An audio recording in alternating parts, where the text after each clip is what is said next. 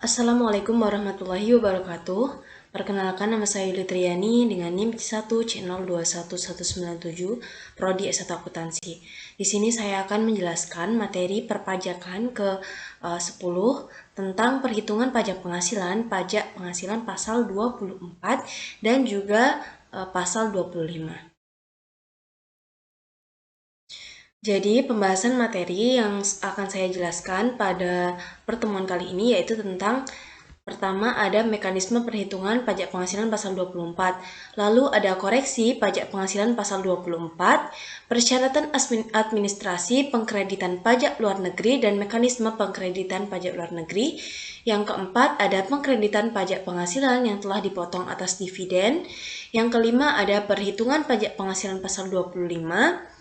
Yang keenam ada tarif pajak penghasilan pasal 25. Yang ketujuh ada batas waktu pembayaran pajak penghasilan pasal 25. Dan yang terakhir ada sanksi-sanksi keterlambatan apabila kita terlambat dalam membayar pajak penghasilan pasal 25. Selanjutnya, mekanisme perhitungan pajak penghasilan pasal 24. Sebelum beralih ke mekanisme perhitungan, akan saya jelaskan dulu apa itu pajak penghasilan pasal 24.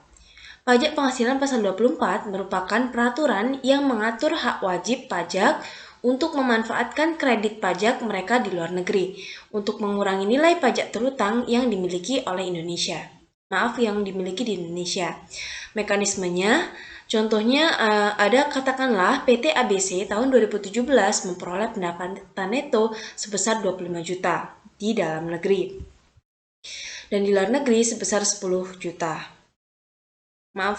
miliar. Asumsi pajak di luar negeri sebesar 20%, total penghasilan yang tercatat sebesar 35 miliar, total dalam negeri dan penghasilan luar negeri.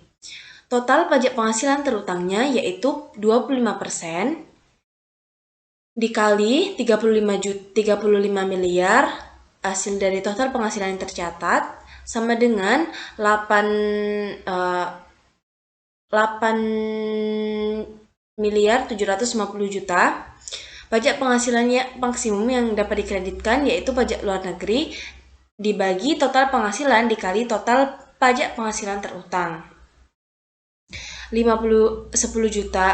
miliar didapat dari luar negeri, pendapatan neto di luar negeri, lalu 35 miliar didapat dari total penghasilan yang tercatat ini, penghasilan luar negeri ditambah penghasilan dalam negeri, dikali 8 miliar 750 juta dari total penghasilan pajak penghasilan terhutang.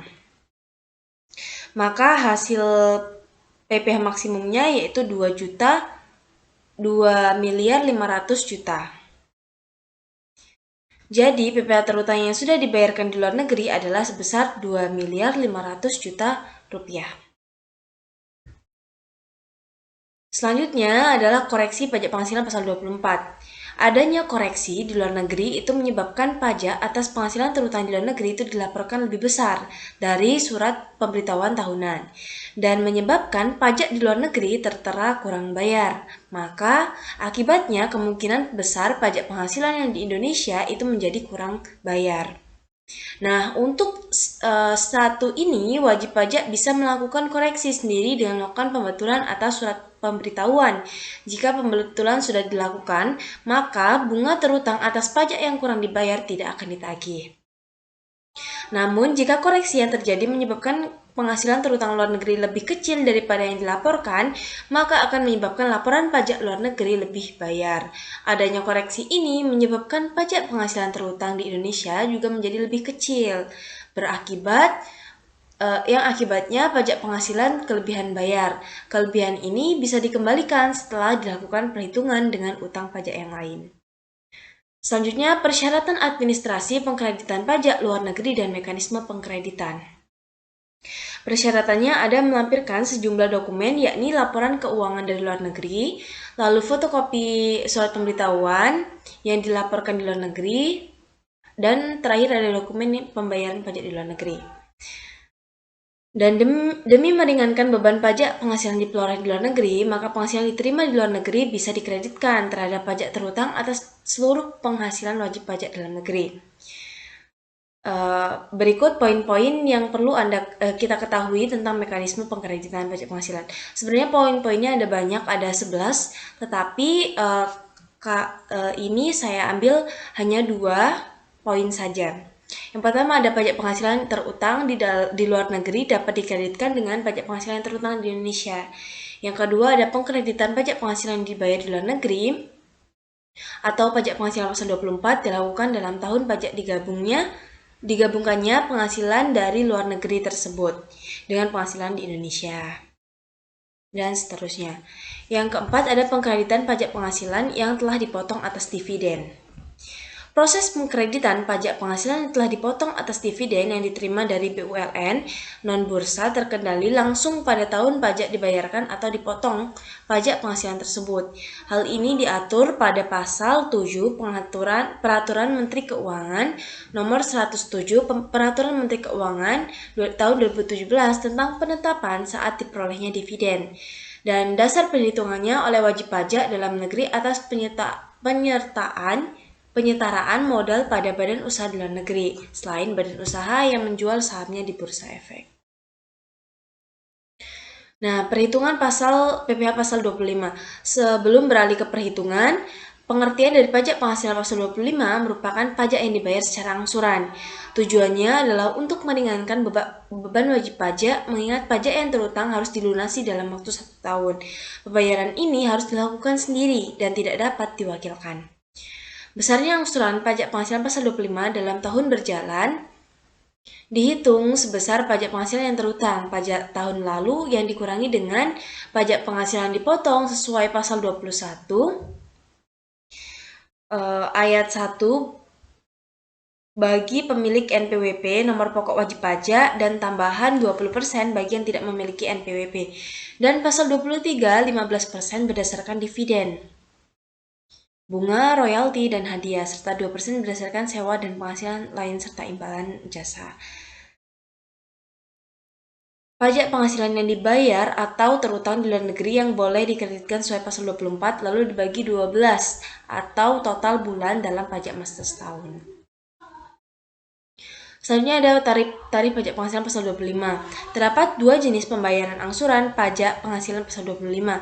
Untuk wajib pajak orang pribadi, yaitu wajib pajak orang pribadi pengusaha tertentu. Wajib pajak dikurang OPPT, yaitu orang yang melakukan usaha penjualan barang, baik grosir maupun eceran, serta jasa, dengan 1 atau lebih tempat usaha. Pajak penghasilan bagi OPPT yaitu sebesar 0,75% dikali omset bulanan masing-masing.